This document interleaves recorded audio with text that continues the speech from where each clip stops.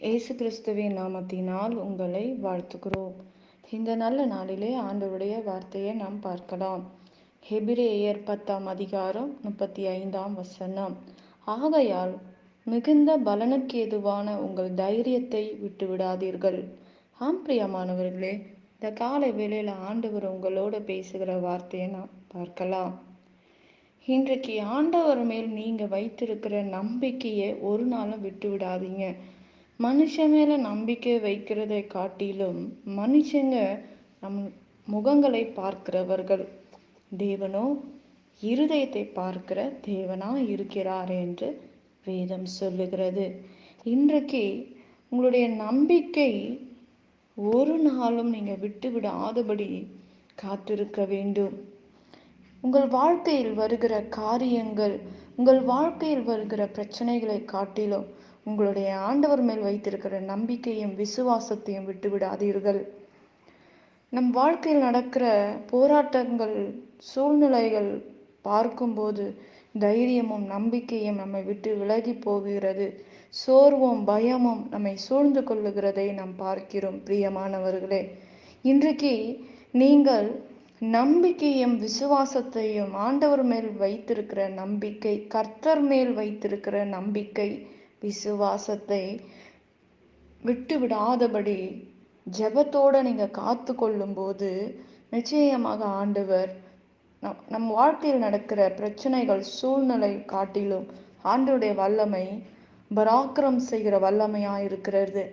ஆண்டவருடைய கரம் ஒரு நாளும் குறுகி போகவில்லை என்று வேதம் சொல்லுகிறது. பிரியமானவர்களே, நீங்கள் தோல்வியை சந்திக்கும் போது தைரியத்தை மட்டும் விட்டு விடாதீர்கள். சூழ்நிலைகள் எவ்வளோ மோசமாக நமக்கு முன்பாக நின்றாலும் கர்த்தர் உங்கள் பட்சத்தில் இருக்கிறார் என்பதை ஒரு நாளும் நாம் மறந்துவிடக்கூடாது. பிரியமானவர்களே, இன்றைக்கு ஒரே நாளில் ஒரே நிமிஷம் போதும் நம்முடைய வாழ்க்கையை மாற்ற, நம்ம சூழ்நிலைகளை மாற்ற, நம் போராட்டங்கள் மறைய ஒரு நிமிஷம் அவருக்கு போதும் என்று வேதம் சொல்லுகிறது.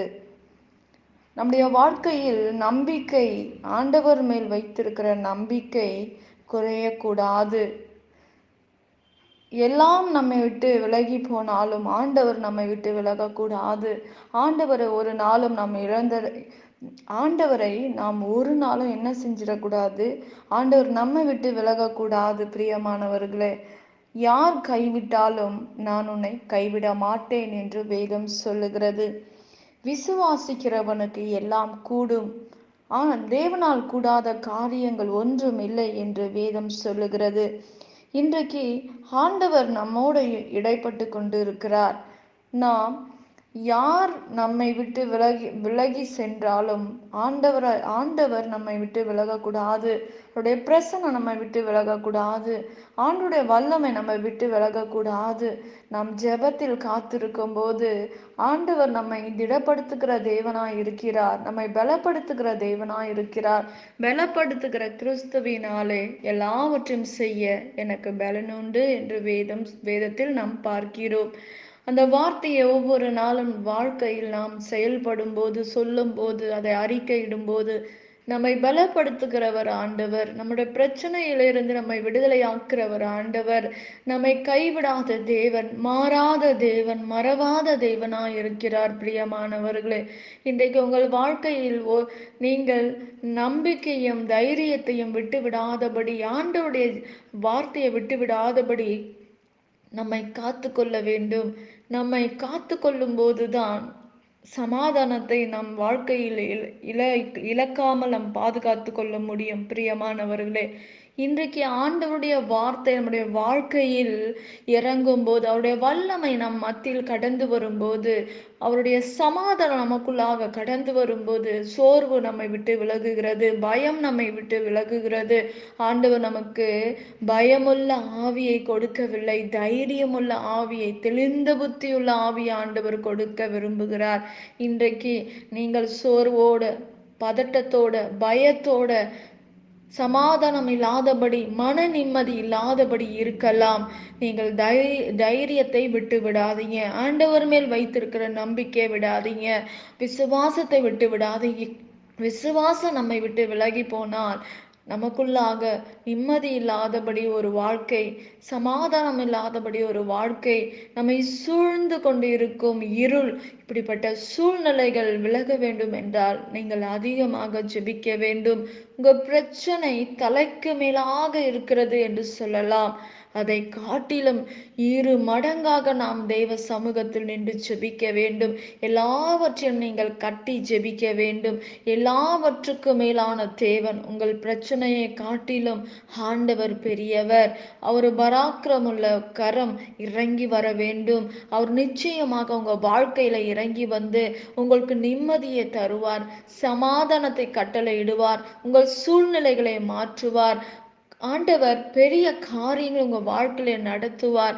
ஆண்டவர் அதிகமா நேசிக்கிற அருமையான தேவ பிள்ளையே, உங்கள் வாழ்க்கையில் ஆண்டவர் பெரிய காரியங்களை செய்வார். உங்களுக்கு சமாதானத்தை கொடுப்பார், நிம்மதியை தருவார். யார்கிட்டயும் அந்த நிம்மதி கிடைக்காது. ஆண்டவருடைய சமூகத்துல மாத்திரம்தான் சமாதானமும் நிம்மதியும் சந்தோஷமும் கிடைக்கிறது என்று நாம் பார்க்கிறோம். பிரியமானவர்களே, இன்றைக்கு நிச்சயமாக உங்களோட சூழ்நிலைகள் மாறும். இந்த வார்த்தையின்படி உங்களை ஆண்டவர் நடத்துவார். நாம் செபிக்கலாம். பரலோகத்தில் வாசமாய் இருக்கிற அன்பின் பிதாவே, உங்க நாம மகிமைப்படுவதாக, உங்க ராஜ்யம் வருவதாக. ஆண்டவரே இசப்பா, நீர் எங்கள் மத்தியில இறங்குவீராக. தேவ பிரசனை கடந்து வரட்டும்ப்பா. ஆண்டவரே, இந்த நாள்ல வேதனையோட, கலக்கத்தோட, பலவீனத்தோட, ஆண்டவரே பண பிரச்சனையோட எசப்பா இருக்கிற ஒவ்வொருவரையும் நீர் விடுதலை ஆக்குங்கப்பா. ஆண்டவரே எசப்பா, குடும்பங்களுக்காக ஜெபிக்க கேட்டு இருக்கிற குடும்பங்களை ஆசிர்வதிங்க. ஆண்டவரே அப்பா, எல்லா சூழ்நிலைகளை மாற்றுங்க. பிரிவின ஆவிகளை எடுத்து போடுங்க. சமாதானத்தை கட்டளடுங்க, நிம்மதியை கட்டளடுங்க. ஆண்டவரே எல்லா பண தேவைகள் சந்திக்கப்படுவதாக, வியாதிகள் மறையட்டும். ஆண்டவரே வீடு இல்லாதவர்களுக்கு வீடுகளை ஏற்படுத்தி கொடுப்பீராக ராஜா. ஒவ்வொருவருடைய வாழ்க்கையில ஒரு அற்புதங்களை செய்யுங்க ஆண்டவரே. சமாதானத்தை கட்டளிடுங்க ஆண்டவரே. ஜெப ஆவி எங்களுக்கு தாங்கப்பா. சமாதானத்தை கட்டளிடும்படி நாங்கள் ஜெபிக்கிறோம்ப்பா. இந்த வார்த்தையை கேட்கிற ஒவ்வொருடைய வாழ்க்கையில ஒரு அற்புதம் நடக்கட்டும். ஒவ்வொரு குடும்பங்கள்ல ஒரு ஆண்டவரே ஒரு அற்புதம் நடக்கட்டும். ஆண்டவரே எல்லாவற்றையும் உங்க கரத்துல ஒப்பு கொடுக்கிற இயேசுவின் நாமத்தில் வேண்டுகிறோம் எங்கள் ஜீவனுள்ள நல்ல பிதாவே. ஆமேன். கர்த்தர் தாமே உங்களை ஆசிர்வதிப்பாராக. ஆமேன்.